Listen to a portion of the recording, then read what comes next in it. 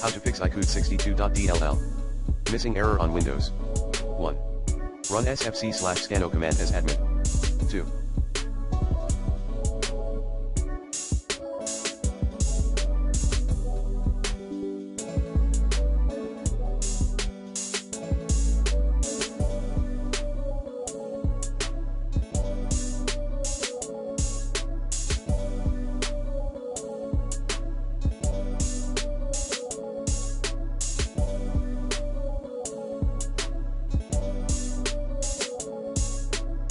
Run rexpert32 icudt62.dll.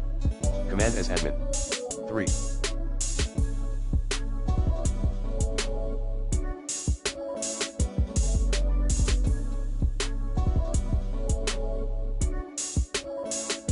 Update your Windows. 4. Remove and reinstall the problematic application. 5. Perform a virus scan using the recommended Avast Internet Security in this video guide. 6. Perform system restore. 7. Reset reinstall your system.